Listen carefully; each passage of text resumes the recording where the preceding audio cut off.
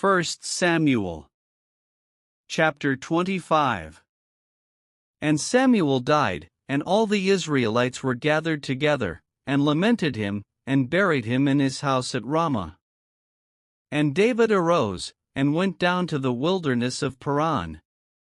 And there was a man in Maon, whose possessions were in Carmel, and the man was very great, and he had 3,000 sheep, and 1,000 goats, and he was shearing his sheep in Carmel. Now the name of the man was Nabal, and the name of his wife Abigail, and she was a woman of good understanding, and of a beautiful countenance, but the man was churlish and evil in his doings, and he was of the house of Caleb. And David heard in the wilderness that Nabal did shear his sheep. And David sent out 10 young men, and David said unto the young men, Get you up to Carmel, and go to Nabal, and greet him in my name. And thus shall ye say to him that liveth in prosperity, Peace be both to thee, and peace be to thine house, and peace be unto all that thou hast. And now I have heard that thou hast shearers, now thy shepherds which were with us, we hurt them not, neither was there aught missing unto them, all the while they were in Carmel. Ask thy young men, and they will shew thee.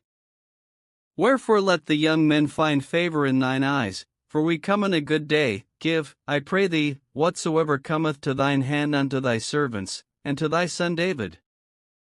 And when David's young men came, they spake to Nabal according to all those words in the name of David, and ceased. And Nabal answered David's servants, and said, Who is David? And who is the son of Jesse? There be many servants nowadays that break away every man from his master. Shall I then take my bread, and my water, and my flesh that I have killed for my shearers, and give it unto men, whom I know not whence they be? So David's young men turned their way, and went again, and came and told him all those sayings. And David said unto his men, Gird ye on every man his sword. And they girded on every man his sword, and David also girded on his sword, and there went up after David about 400 men, and 200 abode by the stuff. But one of the young men told Abigail, Nabal's wife, saying, Behold, David sent messengers out of the wilderness to salute our master, and he railed on them. But the men were very good unto us, and we were not hurt, neither missed we anything, as long as we were conversant with them, when we were in the fields. They were a wall unto us both by night and day, all the while we were with them keeping the sheep. Now therefore know and consider what thou wilt do, for evil is determined against our master, and against all his household, for he is such a son of Belial, that a man cannot speak to him. Then Abigail made haste, and took 200 loaves, and 2 bottles of wine, and 5 sheep ready dressed, and 5 measures of parched corn, and 100 clusters of raisins, and 200 cakes of figs, and laid them on asses. And she said unto her servants, Go on before me, behold, I come after you. But she told not her husband Nabal. And it was so, as she rode on the ass, that she came down by the covert of the hill, and, behold, David and his men came down against her, and she met them. Now David had said, Surely in vain have I kept all that this fellow hath in the wilderness, so that nothing was missed of all that pertained unto him, and he hath requited me evil for good. So and more also do God unto the enemies of David, if I leave of all that pertain to him by the morning light any that pisseth against the wall. And when Abigail saw David, she hasted, and lighted off the ass, and fell before David on her face, and bowed herself to the ground. And fell at his feet, and said, Upon me, my lord, upon me let this iniquity be, and let thine handmaid, I pray thee, speak in thine audience, and hear the words of thine handmaid.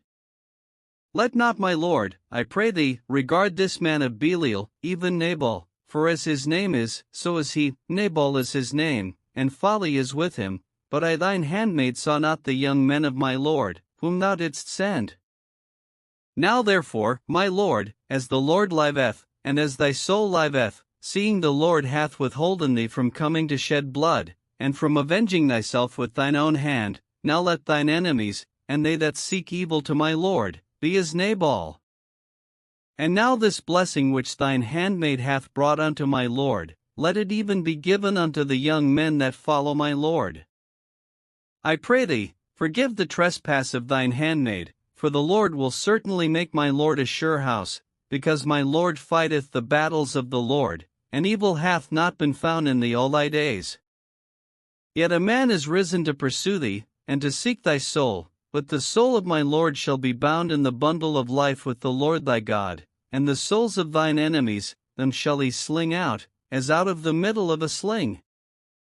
And it shall come to pass, when the Lord shall have done to my Lord according to all the good that he hath spoken concerning thee, and shall have appointed thee ruler over Israel, that this shall be no grief unto thee, nor offense of heart unto my Lord, either that thou hast shed blood causeless, or that my Lord hath avenged himself, but when the Lord shall have dealt well with my Lord, then remember thine handmaid.